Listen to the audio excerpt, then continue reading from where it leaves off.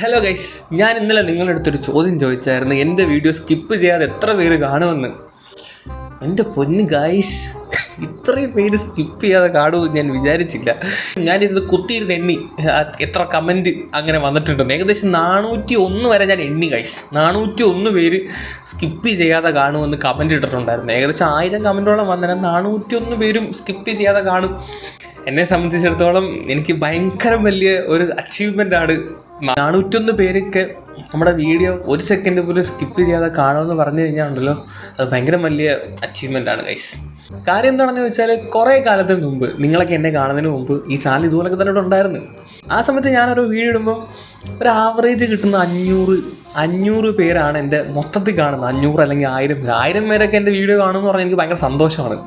5000 പേരെ കണ്ടെന്ന് പറഞ്ഞാൽ എനിക്ക് ഭയങ്കര സന്തോഷമാണ്. സോ ആ സമയത്താണ് കൺസിസ്റ്റൻ്റ് ആയിട്ട് ഇപ്പോൾ നമ്മുടെ ചാനലിലിടുന്ന വീഡിയോസ് ഒരു ആവറേജ് 50,000, 40,000, 30,000 പേരൊക്കെ കാണുന്നത്. സോ അതൊക്കെ എന്നെ സംബന്ധിച്ചിടത്തോളം വലിയ വലിയ കാര്യങ്ങളാണ്. ഓക്കെ, എൻ്റെ വളവള വർത്താനം കേൾക്കാൻ ഇത്രയും പേര് ഇരിക്കുന്നതല്ലോ എന്ന് ആലോചിക്കുമ്പം I am so happy guys. ഭയങ്കര സന്തോഷം. അതുപോലെ തന്നെ നമ്മുടെ കമൻറ്റ് സെക്ഷനിൽ ഇന്നലെ ഒരു കമൻറ്റ് വന്നായിരുന്നു ഗൈസ്. ഇതിനുള്ള മറുപടി നിങ്ങൾ ഇന്ന് പറയണം കേട്ടോ. അനന്തു ചേട്ടൻ്റെ കല്യാണം കാണണമെന്ന് ആഗ്രഹമുള്ളവർ ലൈക്ക് അടിക്കും. ഒരു നാറുകളും ലൈക്ക് അടിച്ചിട്ടില്ല, 2,000 കണ്ടാണ് ലൈക്ക് അടിച്ചേക്കുന്നത്. പറയൂ ഗൈസ്, നിങ്ങൾ പറഞ്ഞാൽ ഞാൻ കിട്ടും. 30 വയസ്സായിട്ടുണ്ട്, സ്റ്റിൽ ബാച്ചിലർ. സത്യം പറഞ്ഞാൽ ഈ ലൈഫ് ഞാനങ്ങ് എൻജോയ് ചെയ്ത് പോവുകയാണ്. നിങ്ങൾ പറ, ഇതിൻ്റെ മറുപടി കമൻറ്റ് സെക്ഷനിൽ ഞാൻ പ്രതീക്ഷിക്കുന്നു. ഓക്കെ, കല്യാണം കഴിച്ചവർക്ക് അഡ്വൈസും തരാം.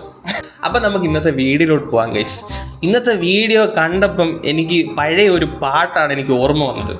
ആന കൊടുത്താലും ബോസേ ആശ കൊടുക്കാമോ, ഈ ഒരു പാട്ടാണ് ഗൈസ് എനിക്ക് ഓർമ്മ വന്നത്. കാര്യം എന്ന് വെച്ചാൽ, സിജോയെ അങ്ങ് സുഖിപ്പിച്ച് അവന് കൊടുക്കാവുന്നതിൻ്റെ മാക്സിമം സന്തോഷം കൊടുത്തിട്ട് ഏറ്റവും അവസാനം ചവിട്ടി പുറത്താക്കി. എന്തോ ഒരു അവസ്ഥ നോക്കണേ.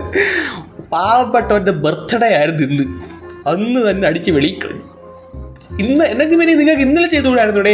നോറ ചവിട്ടി വെളിക്കളയത്തിൻ്റെ കൂടെ, ഇല്ലെങ്കിൽ നോറ ഇന്ന് കളഞ്ഞിട്ട് ഇവൻ ഇന്നലെ കളഞ്ഞുകൂടായിരുന്നു. ഇത്രയും വിഷമം ചെറുക്കിന് വരുത്തില്ലായിരുന്നു. അവനാണെങ്കിൽ കോൺഫിഡൻസിൻ്റെ രതിമുറിച്ച് നിന്നപ്പോഴാണ് അവനെ ചവിട്ടി വെളിക്കളഞ്ഞത്. എന്തോ പറയാനാ അത് പറ. അപ്പം നമുക്ക് ഇന്നത്തെ എപ്പിസോഡിനകത്തോട്ട് പോയെങ്കിൽ